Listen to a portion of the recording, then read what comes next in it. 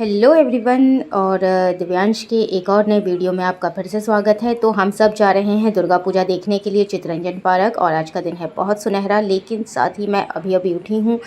मेरी नींद भी ठीक से पूरी नहीं हुई है क्योंकि दिव्यांश रात में ठीक से सोने नहीं देता है। लेकिन सुबह जल्दी उठना था क्योंकि मुझे जल्दी तैयार होना था और मुझे उसका बैग भी तैयार करना था।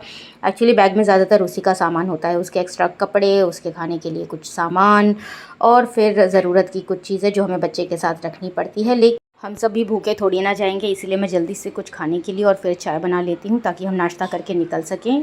दिव्यांश को उठाने के साथ ही उसे कुछ हल्का फुल्का मैं खिला देती हूँ ताकि उसका पेट खाली ना रहे।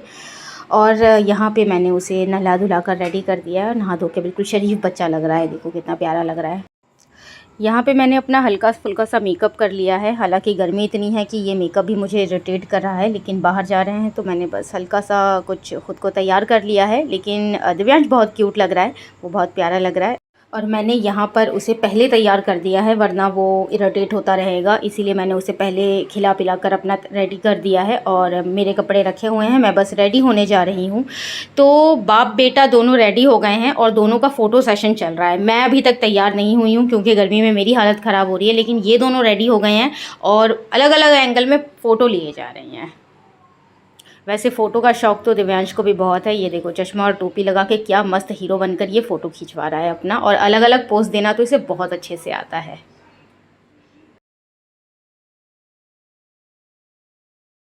तो फाइनली इतनी गर्मी में भी हम लोग तैयार हो गए हैं और पूजा देखने जा रहे हैं। भाई पूजा देखना तो बनता है, साल की पूजा है, माँ पूरे साल में एक बार ही आती है। तो गर्मी का आलम कुछ ऐसा है कि जब हम पहुँचे सीआर पार्क हमारी हालत इतनी ख़राब हो गई कि हम सब पसीने में आधे लथपथ हो गए।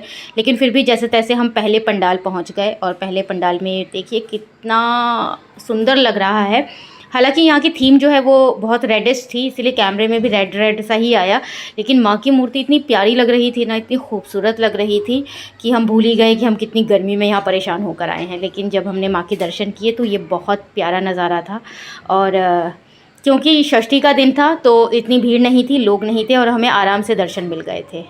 वहाँ से निकलकर हम गए दूसरे मंदिर जो है शिव मंदिर में, या जिसे काली मंदिर कालीबाड़ी भी कहते हैं। हम वहाँ गए तो वहाँ पे दुर्गा का मुंह अभी तक खुला नहीं था, मतलब षष्ठी वाले दिन अभी तक उन्होंने मुख दर्शन नहीं करवाए थे। तो हमने जो मेन मंदिर है वहाँ पर जाकर बाकी ईश्वर के दर्शन कर लिए, जहाँ पर शिव पार्वती थे, राधा कृष्ण थे और ये माँ काली का है। हमने यहाँ पर जाके दिव्यांश को टीका भी करवाया और वो बहुत खुश नज़र आ रहा था।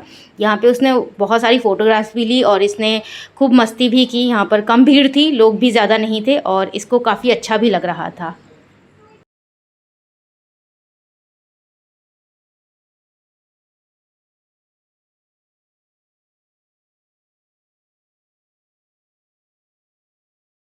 भाई मंदिर और पंडाल में तो पंखा कूलर की व्यवस्था की गई है, लेकिन बाहर गर्मी बहुत ज़्यादा है, इतनी ज़्यादा हालत ख़राब हो गई है। मेरा मेकअप तो सारा उतर ही गया है, लेकिन दिव्यांश फुल एनर्जी में है, उसे अभी और घूमना है और पंडाल देखने हैं। तो हम चले गए मेला ग्राउंड की तरफ और यहाँ के दुर्गा की प्रतिमा मैं शब्दों में बयान नहीं कर सकती हूँ। इतनी बड़ी, इतनी खूबसूरत और इतनी यूनिक थी कि मतलब हमारा मन ही नहीं कर रहा था वहाँ से जाने का, और इतनी प्यारी लग रही थी, दूर से ही छवि इतनी प्यारी थी।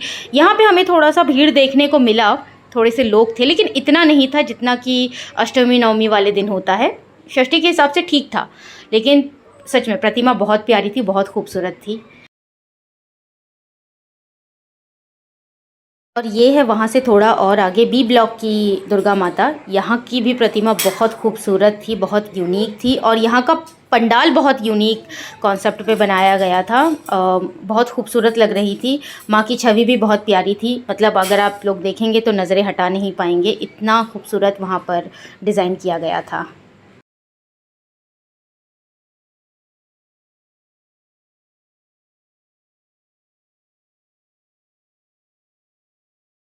और ये हम लोग हैं चित्तरंजन पार्क बी ब्लॉक के दुर्गा पंडाल में, और यहाँ की थीम थी मिट्टी की दुर्गा, जहाँ पे इन लोगों ने पंडाल को पूरी तरीके से मिट्टी की तरह ही डेकोर किया था। और यहाँ तक कि इसमें जो शिल्प कला थी वो बहुत ही बारीक थी, मतलब समझ ही नहीं आ रहा था कि पंडाल की खूबसूरती देखें या माँ दुर्गा की खूबसूरती देखें। इतना प्यारा, बहुत सिंपल लेकिन बहुत यूनिक लग रहा था। और जो चीज़ थी वो मतलब हस्तकला की इन लोगों ने एक थीम रखा था और बहुत ही खूबसूरत लग रहा था।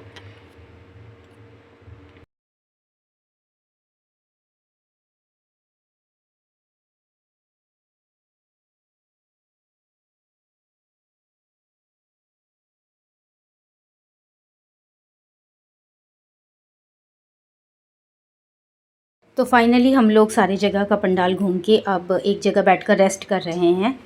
यहाँ हमने दिव्यांश को थोड़ा सा कुछ जूस वगैरह पिलाया क्योंकि काफ़ी टाइम हो गया था उसे कुछ खाए पिए। तो फाइनली हम लोग अब घर की तरफ जा रहे हैं। ये हमारा आखिरी पंडाल था जिसे देख के अब हम घर जा रहे हैं। और दिव्यांश को काफ़ी मज़ा आया। उसने शायद पहला पूजा जो उसने देखा था वो उसे याद नहीं होगा, लेकिन इस वाले पूजा को उसने ज़रूर इन्जॉय किया है। उसको काफ़ी मज़ा भी आया है। यहाँ तक कि कहें सबसे ज़्यादा मज़ा उसी को आया है। तो ये जो दुर्गा है ये हमारे घर के पास की है, जहाँ हम रहते हैं वहाँ पास में दुर्गा माँ विराजमान थी। और आज मैं यहाँ पर आई हूँ सिंदूर खेला के लिए, यानी कि विजयदशमी के दिन हमारे यहाँ पर जब दुर्गा विदा होती है तो हम उसे सिंदूर लगा के और उन्हें वापस उनके घर भेजते हैं। तो आज विजयदशमी है जहाँ पर मैं और दिव्यांश उसके पापा यहाँ पर आए हैं ये पूजा सेलिब्रेट करने के लिए।